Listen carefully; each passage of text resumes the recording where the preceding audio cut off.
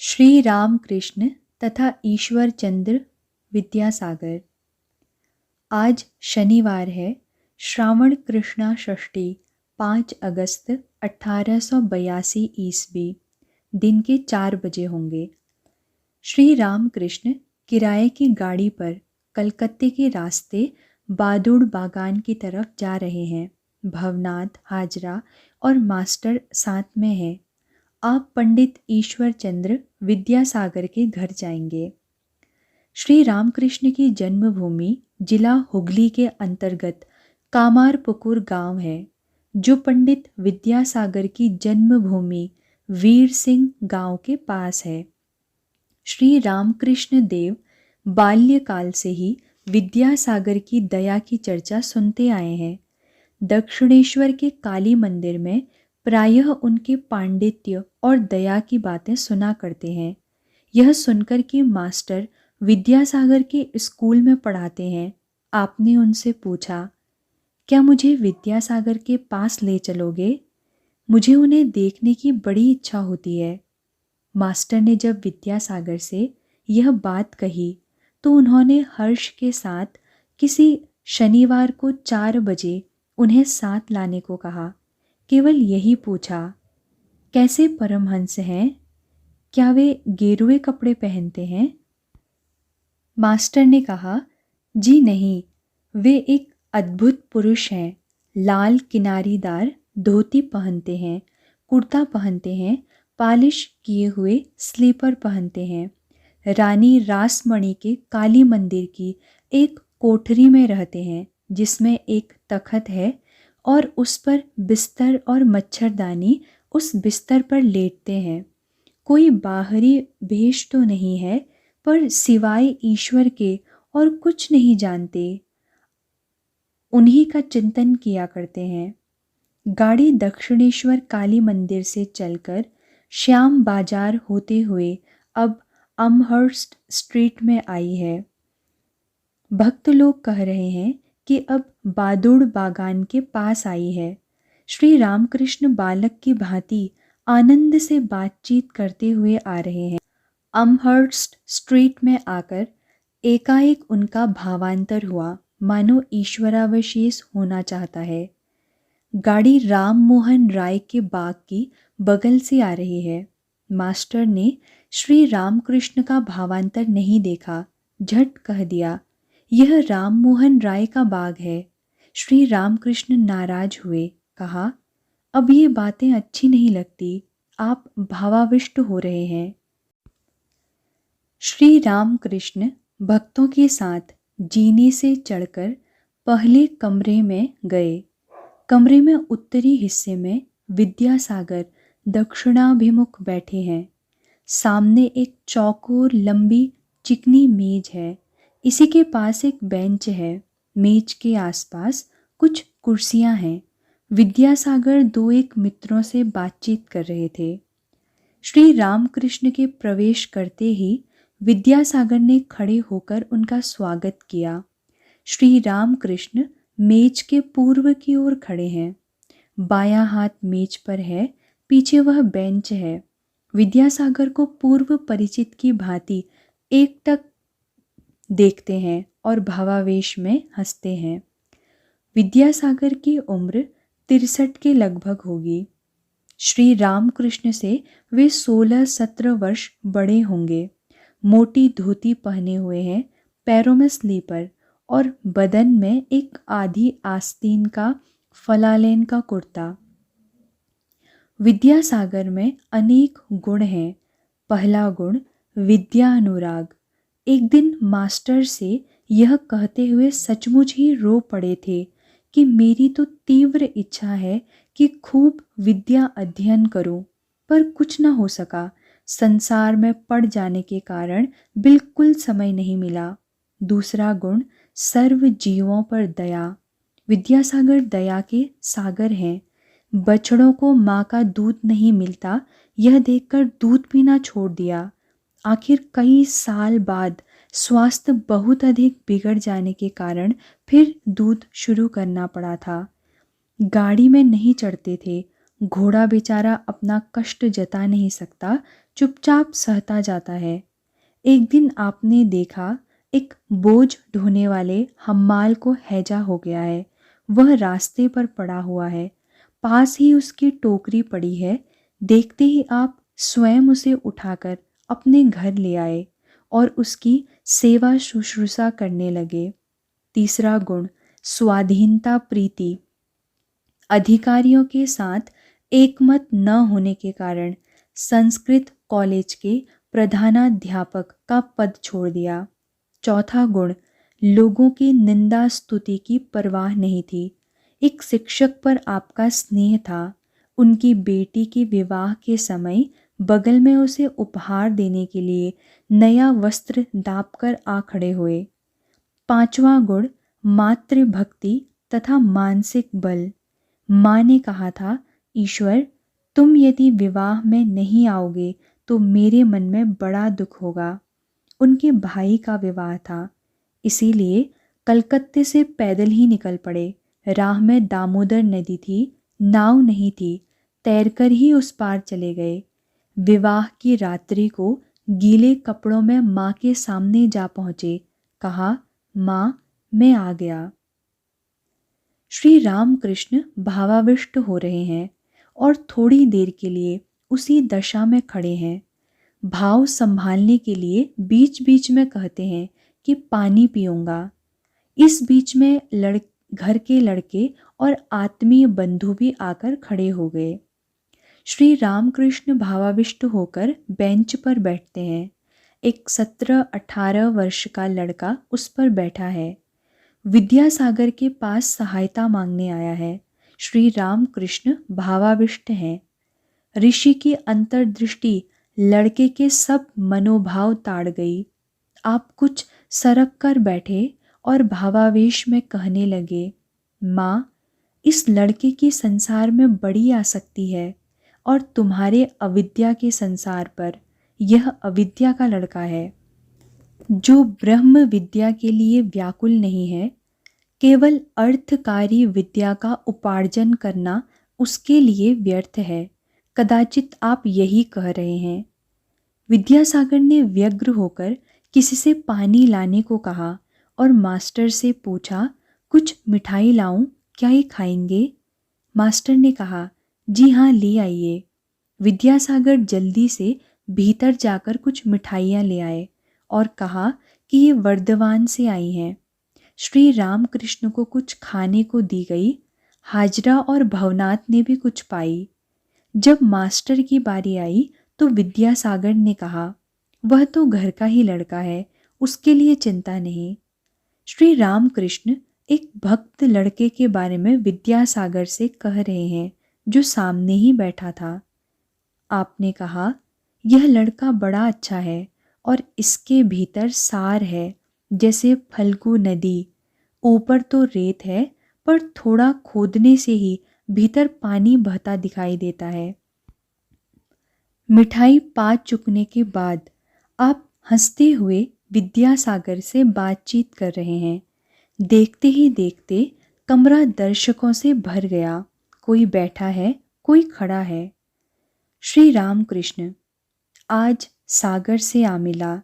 इतने दिन खाई, सोता और अधिक से अधिक हुआ तो नदी देखी, पर अब सागर देख रहा हूँ। विद्यासागर, तो थोड़ा खारा पानी लेते जाइए। श्री रामकृष्ण, नहीं जी, खारा पानी क्यों? तुम तो अविद्या के सागर नहीं, विद्या के सागर हो। तुम क्षीर समुद्र हो। विद्यासागर, आप जो चाहें कह सकते हैं। विद्यासागर चुप रहे। श्री रामकृष्ण फिर कहने लगे, तुम्हारा कर्म सात्विक कर्म है। यह सत्व का रजस है। सत्व गुण से दया होती है। दया से जो कर्म किया जाता है वह है तो राजसिक कर्म, पर यह रजोगुण सत्व का रजोगुण है, इसमें दोष नहीं है। शुकदेव आदि ने लोक शिक्षा के लिए दया रख ली थी, ईश्वर के विषय में शिक्षा देने के लिए। तुम विद्यादान और अन्नदान कर रहे हो, यह भी अच्छा है। निष्काम रीति से कर सको तो इससे ईश्वर लाभ होगा। कोई करता है नाम के लिए, कोई पुण्य के लिए, उनका कर्म निष्काम नहीं।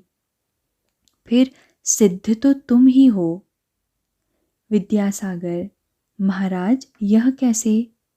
श्री राम कृष्ण साहस्य: आलू परवल सिद्ध होने से नरम हो जाते हैं, सो तुम भी बहुत नर्म हो, तुम्हारी ऐसी दया। विद्यासागर: पीसा उदर तो सिद्ध होने पर सख्त हो जाता है। सब हंसे। श्री राम कृष्ण: तुम वैसे क्यों होने लगे? खाली पंडित कैसे हैं? मानो एक पके फल का अंश जो अंत तक कठिन ही रह जाता है। वे न इधर के हैं न उधर के। गीध खूब ऊंचा उड़ता है, पर उसकी नज़र हड़ावर पर ही रहती है। जो खाली पंडित हैं वे सुनने के ही हैं, पर उनकी कामिनी कांचन पर आसक्ति होती है। गीध की तरह वे सड़ी लाशें ढूंढते हैं।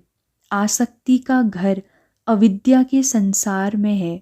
दया, भक्ति, वैराग्य ये विद्या के ऐश्वर्य हैं। विद्यासागर चुपचाप सुन रहे हैं। सभी टकटकी बांधे इस आनंदमय पुरुष को देख रहे हैं, उनका वचनामृत पान कर रहे हैं। विद्यासागर बड़े विद्वान हैं। जब संस्कृत कॉलेज में पढ़ते थे तब अपनी श्रेणी के सबसे अच्छे छात्र थे। हर एक परीक्षा में प्रथम होते और स्वर्ण पदक आदि अथवा छात्रवृत्तियां पाते थे। होते होते वे संस्कृत कॉलेज के प्रधान अध्यापक तक हुए थे। संस्कृत व्याकरण तथा काव्य में उन्होंने विशेष ज्ञान प्राप्त किया था। स्वयं के प्रयत्न से अंग्रेजी सीखी थी। विद्यासागर किसी को धर्म शिक्षा नहीं देते थे। वे दर्शन आदि ग्रंथ पढ़ चुके थे। मास्टर ने एक दिन उनसे पूछा, आपको हिंदू दर्शन कैसे लगते हैं? उन्होंने जवाब दिया, मुझे यही मालूम होता है कि वे जो चीज़ समझाने गए उसे समझा न सके। वे हिंदुओं की भांति श्राद्धादि सब धर्मानुष्ठान करते थे, गले में जनेऊ धारण करते थे, अपनी भाषा में जो पत्र लिखते थे उनमें सबसे पहले श्री श्री हरि ही शरणम यह ईश्वर वंदनात्मक वाक्य लिखते थे। मास्टर ने और एक दिन उनको ईश्वर के विषय में यह कहते सुना, ईश्वर को कोई जान तो सकता नहीं, फिर करना क्या चाहिए? मेरी समझ में हम लोगों को ऐसा होना चाहिए कि यदि सब कोई वैसे हों तो यह पृथ्वी स्वर्ग बन जाए। हर एक को ऐसी चेष्टा करनी चाहिए कि जिससे जगत का भला हो। विद्या और अविद्या की चर्चा करते हुए श्री रामकृष्ण ब्रह्मज्ञान की बात कर रहे हैं। विद्यासागर बड़े पंडित हैं।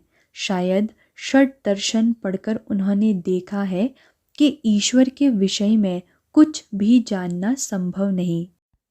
श्री रामकृष्ण ब्रह्म विद्या और अविद्या दोनों से परे है, वह मायातीत है। इस जगत में विद्या माया और अविद्या माया दोनों हैं। ज्ञान भक्ति भी है और साथ ही कामिनी कांचन भी है। सत भी है और असत भी, भला भी है और बुरा भी, परंतु ब्रह्म निर्लिप्त है। भला बुरा जीवों के लिए है, सत असत जीवों के लिए, पर ब्रह्म को स्पर्श नहीं कर सकता। जैसे दीप के सामने कोई भागवत पढ़ रहा है और कोई जाल रच रहा है, पर दीप निर्लिप्त है। सूर्य शिष्ट पर भी प्रकाश डालता है और दुष्ट पर भी। यदि कहो कि दुख, पाप, अशांति ये सब फिर क्या हैं, तो उसका जवाब यह है कि ये सब जीवों के लिए है। ब्रह्म निर्लिप्त है। सांप में विष है, औरों को डसने से वे मर जाते हैं, पर सांप को उससे कोई हानि नहीं होती। ब्रह्म क्या है सो मुँह से नहीं कहा जा सकता। सभी चीज़ें झूठी हो गई हैं। वेद, पुराण, तंत्र, षड दर्शन सब झूठे हो गए हैं। मुंह से पड़े गए हैं, मुंह से उच्चारित हुए हैं, इसी से झूठे हो गए। पर केवल एक वस्तु झूठी नहीं हुई है, वह वस्तु ब्रह्म है। ब्रह्म क्या है, यह आज तक कोई मुंह से नहीं कह सका। विद्यासागर मित्रों से, वाह, यह तो बड़ी सुंदर बात हुई, आज मैंने एक नई बात सीखी। श्री रामकृष्ण, एक पिता के 2 लड़के थे। ब्रह्म विद्या सीखने के लिए पिता ने लड़कों को आचार्य को सौंपा। कुछ वर्ष बाद वे गुरुगृह से लौटे। आकर पिता को प्रणाम किया। पिता की इच्छा हुई कि देखें इन्हें कैसा ब्रह्म ज्ञान हुआ। बड़े बेटे से उन्होंने पूछा, बेटा, तुमने तो सब कुछ पढ़ा है, अब बताओ ब्रह्म कैसा है। बड़ा लड़का वेदों से बहुत से श्लोकों की आवृत्ति करते हुए ब्रह्म का स्वरूप समझाने लगा। पिता चुप रहे। जब उन्होंने छोटे लड़के से पूछा तो वह सिर झुकाए चुप रहा, मुंह से बात न निकली।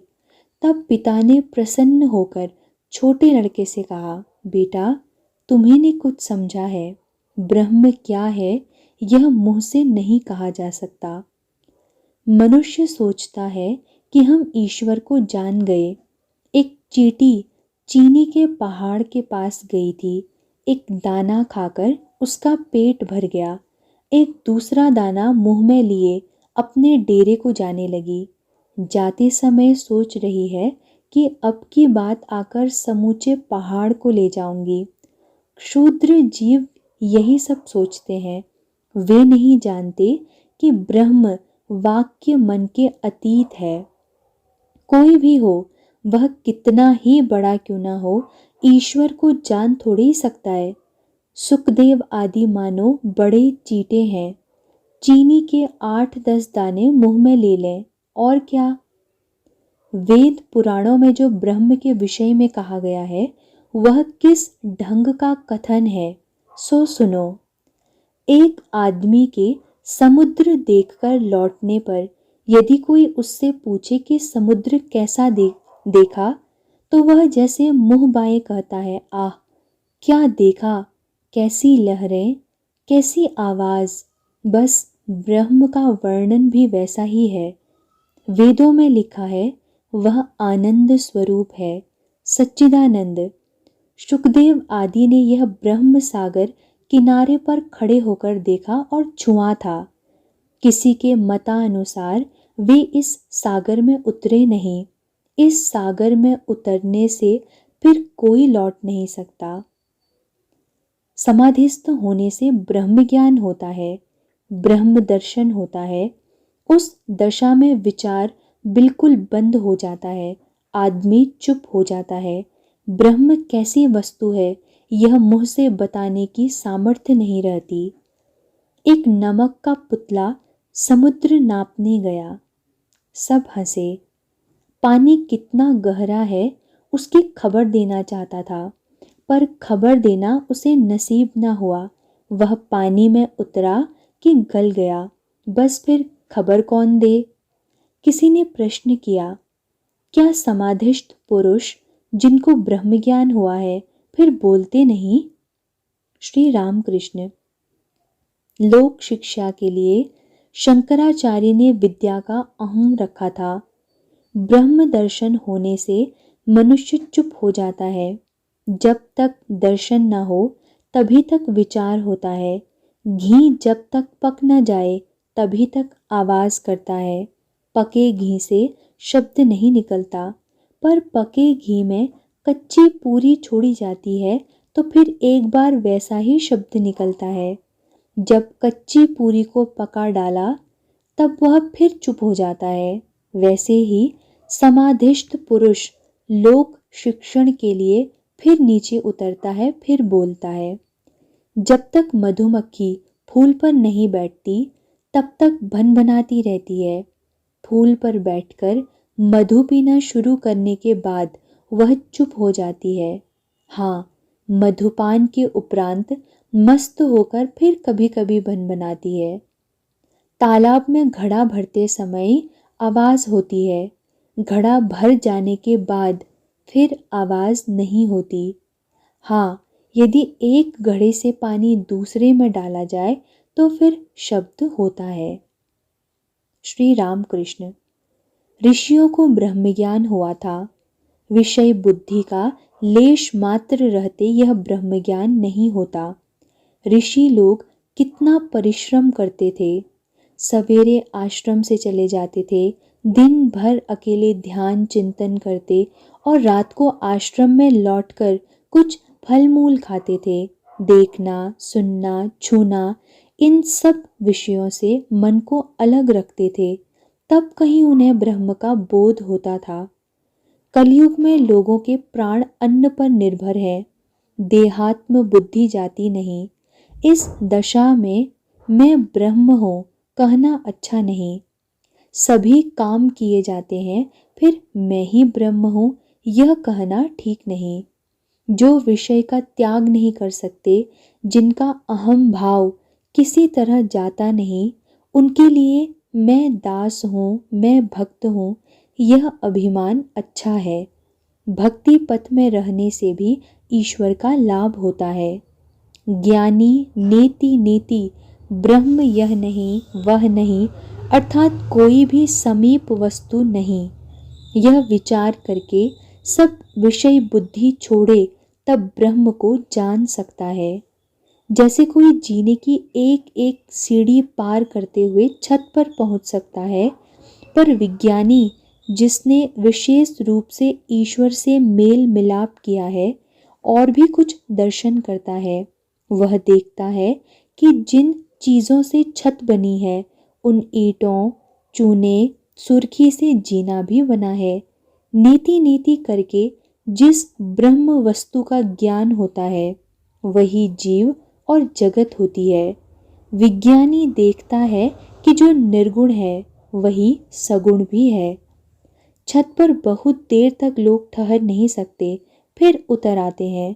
जिन्होंने समाधिस्थ होकर ब्रह्म दर्शन किया है, वे भी नीचे उतरकर देखते हैं कि वही जीव जगत हुआ है। सा रे क म प ध नी में चरम भूमि में बहुत देर तक रहा नहीं जाता, अहम नहीं मिटता। तब मनुष्य देखता है कि ब्रह्म ही मैं, जीव जगत सब कुछ हुआ है। इसी का नाम विज्ञान है।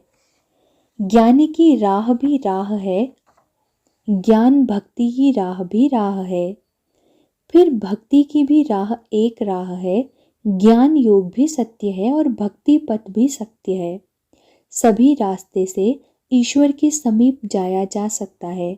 ईश्वर जब तक जीवों में मैं बोध रखता है, तब तक भक्ति पथ ही सरल है। विज्ञानी देखता है कि ब्रह्म अटल, निष्क्रिय, सुमेरुवत है। यह संसार उसके सत्व, रज और तम इन 3 गुणों से बना है, पर वह निर्लिप्त है। विज्ञानी देखता है कि जो ब्रह्म है वही भगवान है, जो गुणातीत है वही भगवान है। वे जीव और जगत, मन और बुद्धि, भक्ति, वैराग्य और ज्ञान सब उसके ऐश्वर्य हैं।